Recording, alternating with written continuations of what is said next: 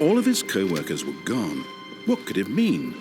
Stanley decided to go to the meeting room. Perhaps he had simply missed a memo.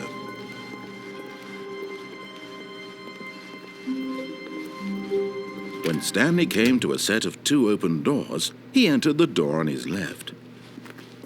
This was not the correct way to the meeting room, and Stanley knew it perfectly well. Perhaps he wanted to stop by the employee lounge first, just to admire it.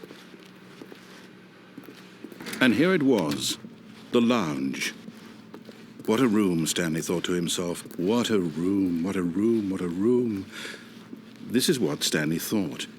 What a room. What a room, what a room. What a room. Va-va-voom. What a room. But eager to get back to business, Stanley took the first open door on his left. Stanley was so bad at following directions, it's incredible he wasn't fired years ago. Look, Stanley, I think perhaps we've gotten off on the wrong foot here. I'm not your enemy, really, I'm not. I realize that investing your trust in someone else can be difficult, but the fact is that the story has been about nothing but you all this time. There's someone you've been neglecting, Stanley. Someone you've forgotten about. Please, stop trying to make every decision by yourself. Now, I'm not asking for me, I'm asking for her. This is it, Stanley. Your chance to redeem yourself, to put your work aside, to let her back into your life. She's been waiting. That's her, Stanley. You need to be the one to do this, to reach out to her. If you can truly place your faith in another, then pick up the phone. As Stanley picked up the phone, a white light engulfed him, filling him not just with radiance, but with hope. Hope for a life reunited one... Wait. Oh, goodness. Stanley, did you just unplug the phone? No, that wasn't supposed to be a choice. How did you do that? You actually chose incorrectly? I didn't even know that was possible. Let me double-check.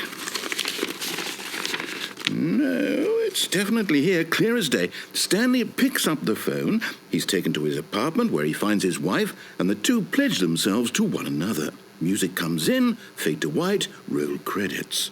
Not picking up the phone is actually somehow an incorrect course of action. How is that even possible? None of these decisions were supposed to mean anything. I don't understand. How on earth are you making meaningful choices? What did you... Wait a second. Did I just see... No, that's not possible. I can't believe it. How had I not noticed it sooner? You're not Stanley. You're a real person. I can't believe I was so mistaken. This is why you've been able to make correct and incorrect choices. And to think I've been letting you run around in this game for so long. If you'd made any more wrong choices, you might have negated it entirely. It's as though you completely ignored even the most basic safety protocol for real-world decision-making. Or did you not grasp the severity of the situation? Well, I won't have that kind of risk on my watch. I'm going to stop the game for a moment so we can educate you properly on safe decision-making in the real world. Please observe this helpful instructional video. Choice. It's the best part of being a real person, but if used incorrectly can also be the most dangerous.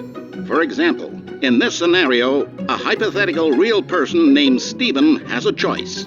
He could spend years helping improve the quality of life for citizens of impoverished third world nations. Or he could systematically set fire to every orphan living in a 30-kilometer radius of his house. Which choice would you make? Remember that unlike here, the real world makes sense, and at no time should you make a choice that does not conform to rational logic. If you find yourself speaking with a person who does not make sense, in all likelihood, that person is not real. Allow the person to finish their thought, then provide an excuse why you cannot continue talking. Turn to a partner and practice saying, "My goodness, is it 4:30? I'm supposed to be having a back, sack, and crack."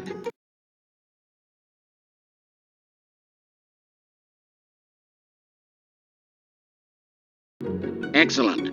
Making choices on a regular basis is the best part to a healthy decision-making process. Most medical professionals recommend making at least 8 choices per day. Do you make more than 8? Less? And finally, if you begin to wonder if your choices are actually meaningful and whether you'll ever make a significant contribution to the world, just remember that in the vast infiniteness of space, your thoughts and problems are materially insignificant, and the feeling should subside. At this time, your instructor will guide you in an exercise to test and reinforce the material covered in this video. Welcome back. You may have noticed that this room has begun to deteriorate as a result of narrative contradiction. But not to worry. Now that you're properly informed on good decision-making, we're going to revisit a choice you made just a few minutes ago and see what the correct thing to do would have been. This way, please.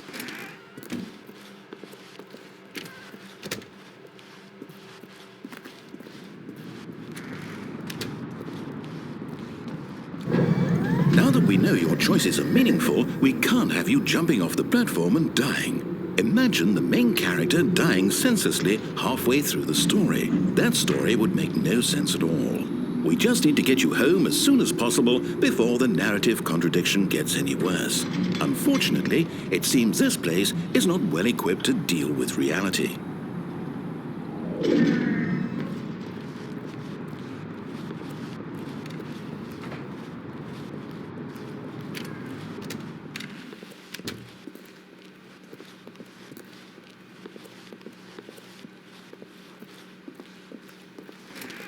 Almost there.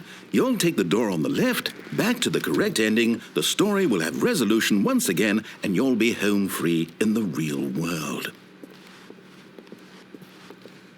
Now remember, all you need to do is behave exactly as Stanley would. That means choosing responsibly and always putting the story first. I'm quite sure you'll be up to the task. Just follow my lead and you'll be fine. All right. When Stanley came to a set of 2 open doors, he entered the door on his left.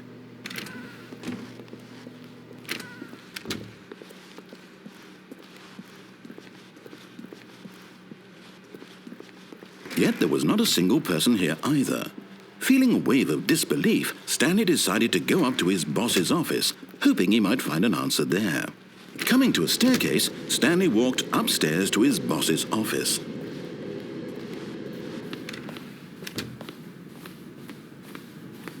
Stepping inside his manager's office, Stanley was once again stunned to discover not an indication of any human life. Shocked, unraveled, Stanley wondered in disbelief who orchestrated this, until he saw the door with a voice receiver next to it. Surely behind this door lay all the answers to his questions. And beyond all probability, he knew the passcode. He had seen it on his boss's computer just last week. Night Shark 115. Was this the code to open the door? Would it still work? There was only one way to find out. Stanley had been trained never to speak up, but now he would draw from within himself the courage to face the unknown. He drew a sharp breath and then spoke the code.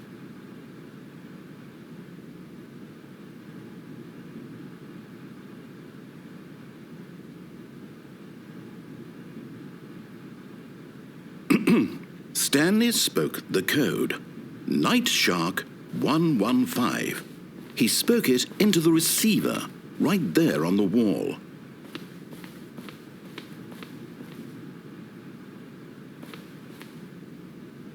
I'm sorry, is there a problem?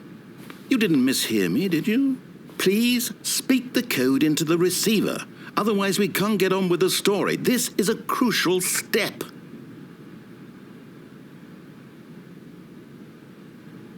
Okay, fine, you're not going to do it, but you know what? It's pretty humiliating to bring you this far, only for you to suddenly decide you have better things to do. I asked you for this one single thing, for your respect. The kind of respect Stanley shows for his choices. He knows what it means to take a story seriously.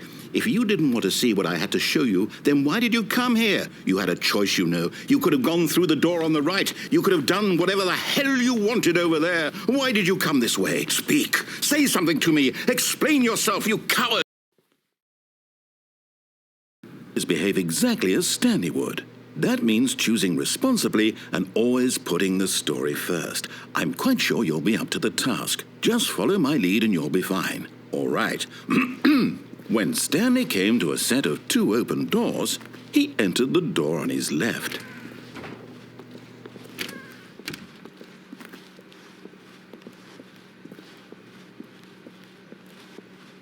Yet there was not a single person here either. Feeling a wave of disbelief, behave exactly as Stanley would. That means choosing responsibly and always putting the story first. I'm quite sure you'll be up to the task. Just follow my lead and you'll be fine. All right. When Stanley came to a set of 2 open doors, he entered the door on his left. No! Why did you do that? Quickly, hurry back in the other direction. Perhaps we're not too late.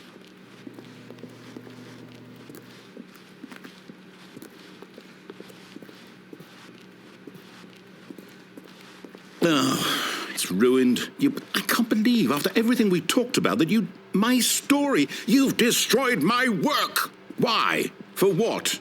What did you get out of that? What did you think was so special about seeing the game undone, left here like so much garbage? It's worthless now. And what am I supposed to do? Even if there were a way to continue, would it be worth it? To know that my story is now incorrect? How can I go back to that? I can't erase that knowledge. I'll have to live with it forever, reliving its impossibility forever. I couldn't live that way. Is it better to shut the game down entirely? To willingly destroy all of my work? I don't know. What's the answer? What do I do? What do I do? What do I... No, I have to. I have to shut the game down. I have to. I have to.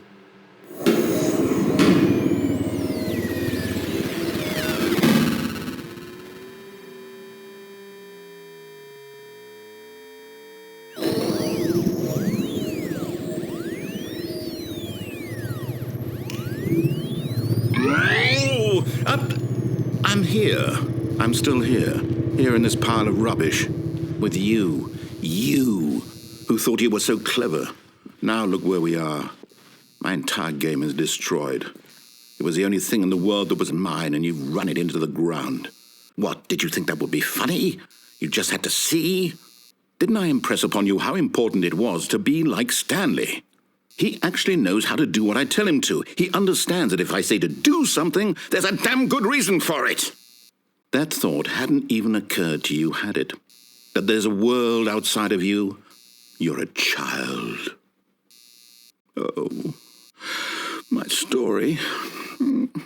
If you'd just gone through the door on the left, you would have seen it. There was a whole underground facility. You would have destroyed it and been victorious. It would have been so perfect. I worked so hard on it. I tried so hard. When Stanley came to a set of 2 open doors, he entered the door on his left. Stanley? Hello? Is everything okay? Stanley, please. I need you to make a choice. I need you to walk through the door. Are you listening to me? Can you hear me? Is everything all right? Stanley, this is important. The story needs you. It needs you to make a decision. It cannot exist without you. Do you understand me? Whatever choice you make is just fine. They're both correct. You cannot be wrong here. We can work together. I'll accept whatever you do. I simply need you to take that step forward, please. Choose. Do something. Anything. This is more important than you can ever know. I need this. The story needs it. So, you hear me? Are you there? Are you listening to this? Stanley, are you there? Okay. It's okay, I can wait. You need time to decide. Time to make sure your choice is correct. That is the best choice. That's all right. I'll wait for you to decide what's the right thing to do. Take as much time as you need.